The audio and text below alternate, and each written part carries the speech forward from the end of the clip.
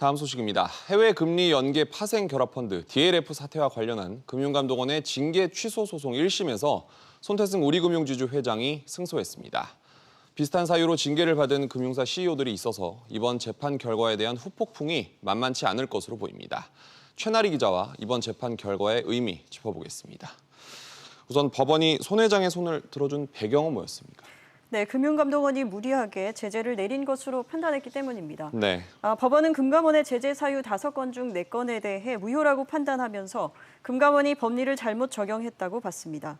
또 재판부는 현행법상 내부 통제 기준을 마련할 의무가 아닌 준수할 의무를 위반했다는 이유로 금융사나 임직원을 제재할 법적 근거가 없다고 설명했습니다.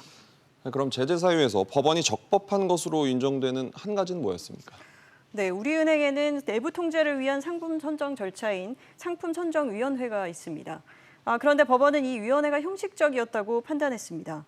의결 결과를 통제하는 절차조차 없었던 것으로 드러났기 때문입니다. 은행 직원의 설명 의무 차원의 문제가 아니라 금융기관의 과정과 시스템에 문제가 있던 것으로 봤는데요. 나아가 현재 명확하지 않은 금융사 지배구조법의 내용을 지적하며 입법 정비를 강조했습니다. 결국 손 회장이 기사회생을 하게 됐는데 우리금융지주의 입장은 뭡니까? 네, 우리금융 측은 이번 승소를 계기로 소비자 보호 강화에 대한 입장을 밝혔는데요. 네. 직접 들어보겠습니다. 그동안 금감원 분쟁 조정안들을 즉각 수용했고 신뢰 회복 방안을 성실히 추진해 왔습니다. 앞으로도 저희는 철저한 내부 통제와 금융 소비자 보호를 위한 정책에 적극 협조해 나가겠습니다. 손 회장 같은 케이스가 금융사 CEO 중에도 여러 명 있지 않습니까? 이번 결과에 따른 파장 어떻게 예상됩니까? 네, 손 회장과 같은 이유로 금감원과 행정소송 중인 함영주 하나금융지주 부회장의 재판에도 영향을 줄 것으로 보입니다.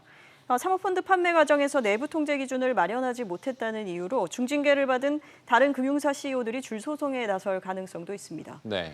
뿐만 아니라 향후 금감원의 감독 방향에도 영향을 미칠 것으로 보입니다. 정부가 너무 관치금융이나 개입을 해서는 안 된다. 이번 손태성 회장의 무죄가 나온 것은 전체 금융기관 관련된 소송에도 큰 영향을 줄 것이다. 저는 그렇게 봅니다. 줄 소송 가능성도 제기된다고 말씀하셨는데 지켜봐야겠죠. 최 기자 잘 들었습니다.